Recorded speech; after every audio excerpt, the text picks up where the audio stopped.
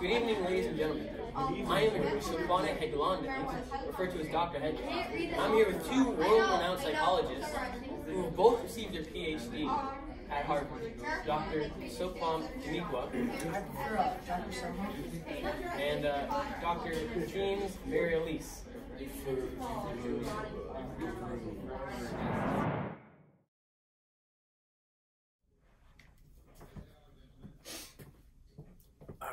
We're back after this misfortunate technical difficulty. Alright, tonight's interview will revolve around the idea of people of transgender in the United States military. Dr. Soham and Dr. Mariala will provide input towards the questions that the studio and you, the audience, have submitted. In fact, I heard that Dr. Soham has been working in partnership with Dr. Mariala with patients who have experienced this type of thing. And I believe their intent was to truly understand the issues related with people of transgender in the military. Is that correct? Yes, indeed. Let's start with a very broad topic. My mistake, very broad question.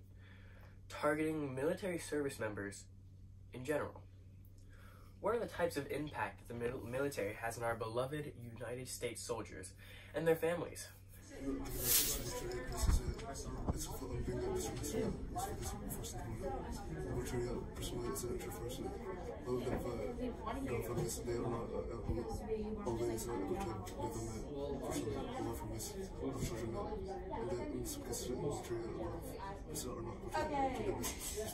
What do you want to hear? That is quite unpleasant to hear.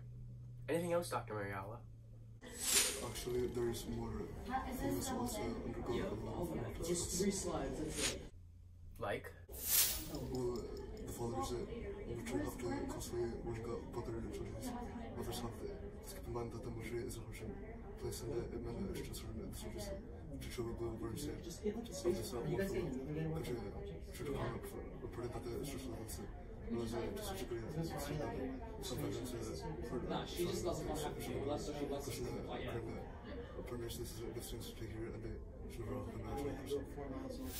I'm sorry to hear that, but I'm getting notice from our producers. Now we need to proceed with our next question. Let's discuss transgenders and the things that affect their lives, if there are any. According to numerous studies, there is a specific type of disorder called gender dysphoria. Gender dysphoria? Yes, it is a state of being where a person is uncomfortable in the body that they were given, such as the gender they were assigned at birth.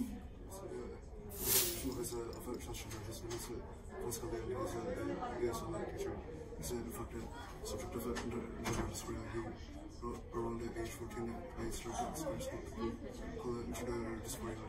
And actually, I was feeling almost like I was pushing out on one side. I tried to get out like a trade that I never had. So, are there any symptoms to this disorder? Primarily, it causes a tremendous amount of stress.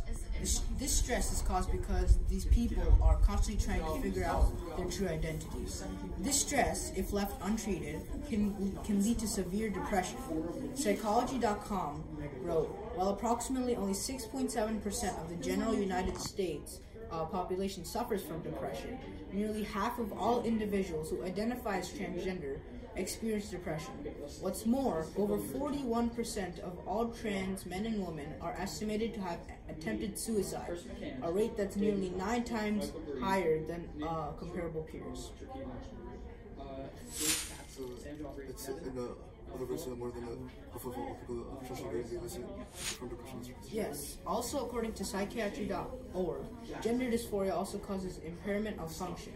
Basically, your body does not function properly when you're under constant stress.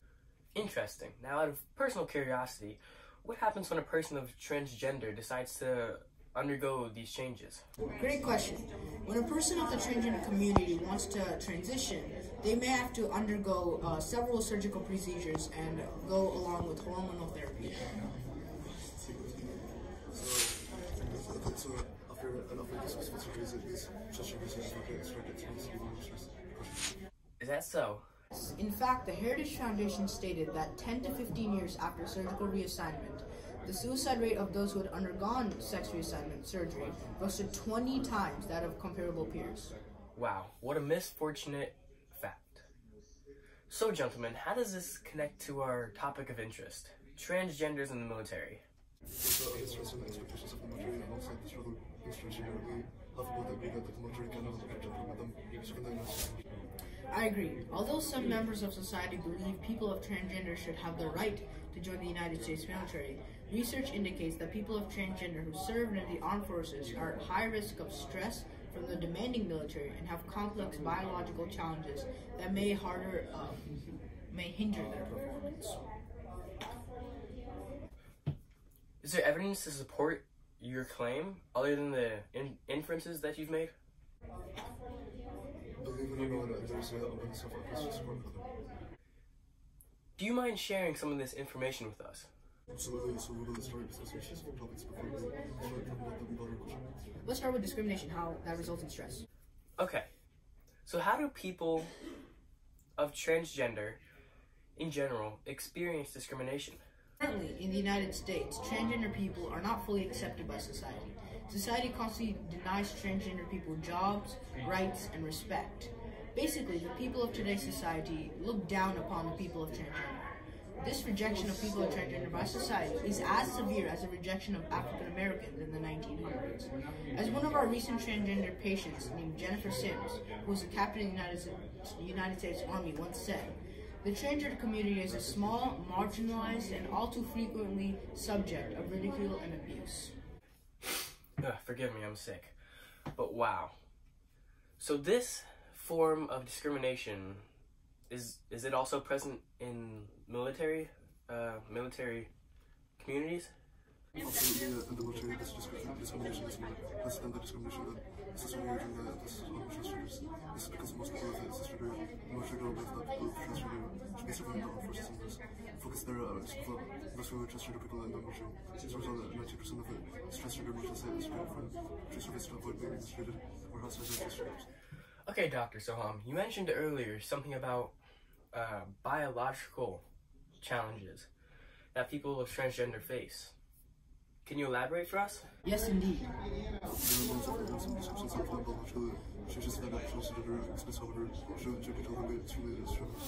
But as we referenced before, the hormonal treatment causes suicide rates to drastically increase.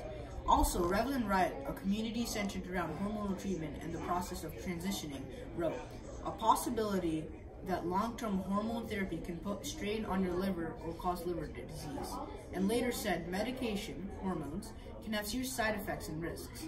Although they do not discuss the side effects thoroughly, we can assume that they can happen in certain cases. How do the side effects of this treatment relate to our discussion?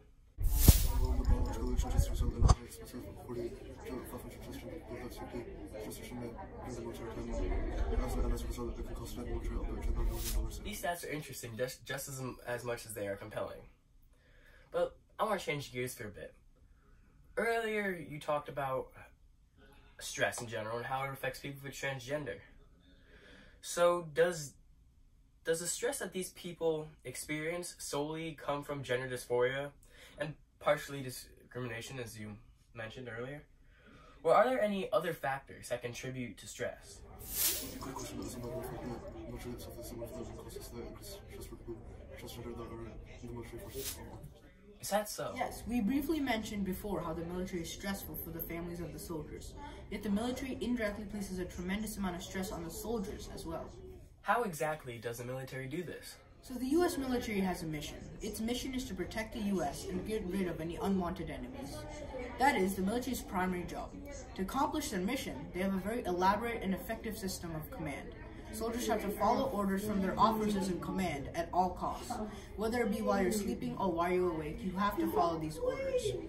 This command system can bring forth a tremendous amount of stress to the soldiers, and if you don't follow it, then you compromise the effectiveness, including moral, discipline, equipment, logistics, and the troop readiness of the military. Also, the soldiers get very little rest in between their deployments, which can also lead to more stress. I understand that the stress of the military affects all soldiers, which is what you had just described. But that entailed all soldiers. And it didn't include just transgender soldiers. Is there a reason that you describe that? Yes, you are correct. The stress affects all observers in the armed forces. People with stress are put under more stress. How so? So the answer to your question incorporates all the previous things we have talked about in this report. The reason why people of transgender are affected more by the stress of the military is because they already have a plethora of their own problems and stress to deal with. Like we talked about before, gender dysphoria can cause stress and depression. Discrimination can also cause depression and low self-esteem. Hormonal changes can cause suicidal thoughts. And on top of all of that, the military itself places an abundance of stress on the soldiers. People of transgender face all of these problems at once. This is why the stress of the military affects people of transgender the most. To go off on the doctor some explain with our discussion so we should proceed this to force them to listen for more than 4 years specific answer in the Afghanistan for my mental health for you to answer the question from the Alright. I've heard many people say, why allow people of transgender in the military when they're already battling their own problems? Why allow transgenders to enter the military if they know that the armed forces will worsen the problems that they already face? Why allow people who are transgender in the military if we know that both military alongside their own challenges will tax them mentally and physically? Why allow transgenders in the military if, with all due respect of course, we know that it may compromise the strength of the U.S. military? Exactly. What we're trying to say is that people of transgender already face a tremendous amount of problems in their daily life. So joining the military will only cause them more harm. Such burdened people of transgender will put the effectiveness of the military at risk. With all due respect, people of transgender join the military to help it at the end of degrading the military. This is why we believe that people of transgender should not be allowed in the military. Okay, gentlemen. Now that we've talked about this for so long, let's take a step back. What are your personal views on this topic? Well, like I've said before, though I've had many transgender patients that are in the military, I personally believe that people of transgender should not be allowed in the military.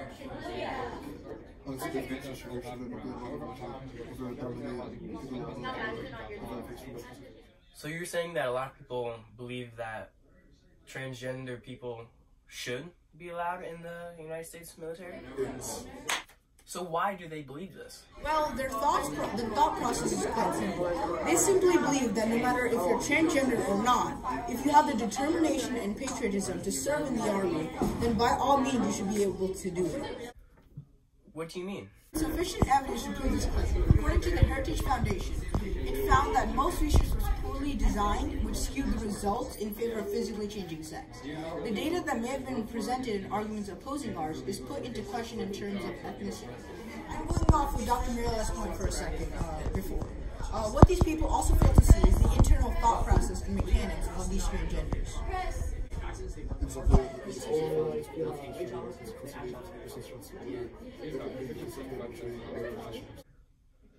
One moment, ladies and gentlemen. I've just received word that we need to wrap up.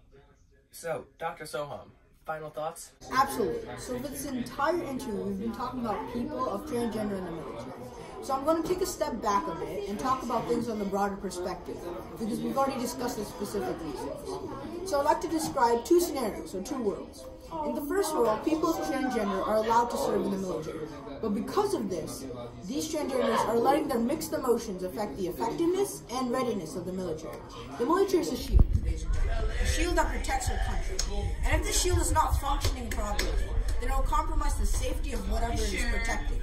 In other words, if the readiness and effectiveness of the military is at risk, then it will not only compromise the strength of our powerful United States Army, but it also puts the safety and security of our nation at risk. Now if we take a look at role number 2, in this world, transgender people are not allowed to serve in the army. On the contrary to role number 1, this world is a well-prepared, potent, and effective army that will defend this great nation. So overall, I believe that we should not allow transgender people in the army so that we can ensure a powerful military and hence ensure the safety of our nation. Thank you both for being here today, and we hope that you have a great day. You're welcome.